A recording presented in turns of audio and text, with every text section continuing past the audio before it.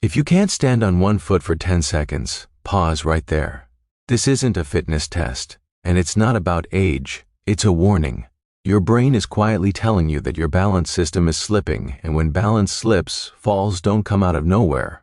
They show up exactly where weakness already exists. Most people never see it coming. One small misstep, one wrong turn, and suddenly, confidence disappears. But here's the truth almost no one talks about. Falls are rarely caused by bad luck. They're caused by weak hips. Your hips are the command center of movement.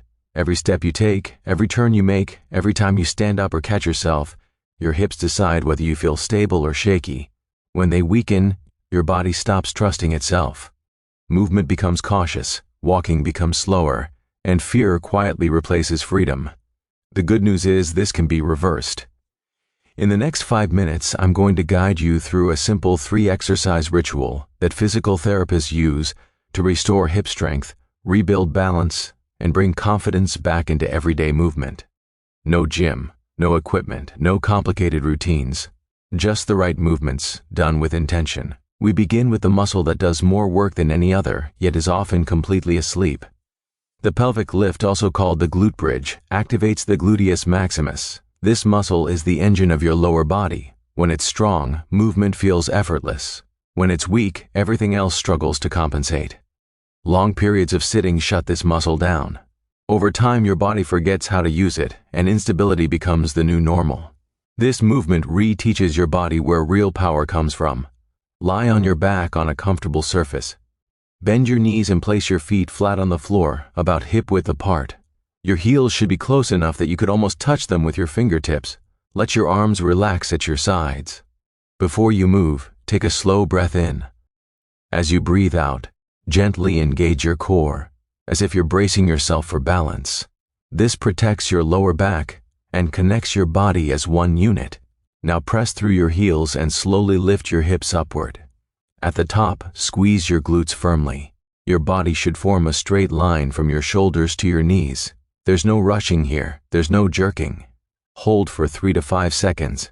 Feel the strength building exactly where it should. Then lower your hips slowly and under control. No dropping. That's 1 repetition. Aim for 8 to 12 repetitions, breathing calmly the entire time. If the floor isn't comfortable, sit tall on a chair and squeeze your glutes repeatedly. Even this simple action sends a powerful signal to your nervous system. Progress always matters more than perfection. Now we shift focus to balance from side to side. This next movement targets the muscles that stop you from wobbling when you walk or shift your weight. These hip stabilizers, especially the gluteus medius, keep your pelvis level and your steps controlled. Stand next to a chair or counter and place one hand on it lightly. Stand tall, eyes forward, chest open. Shift your weight onto the leg closest to the support. Gently brace your core. Slowly lift your outside leg straight out to the side. Move with control, no swinging, no momentum. Lift only as high as you can without leaning your upper body. Even a few inches is enough when the movement is clean. Keep your toes pointing forward. Hold the top position for 2 to 3 seconds, then slowly lower the leg back down. That's 1 repetition. Complete 10 to 12 repetitions, then switch sides. Over time, you'll notice something important. You won't need as much support. Eventually, performing this movement without holding on becomes a clear sign that your balance is returning.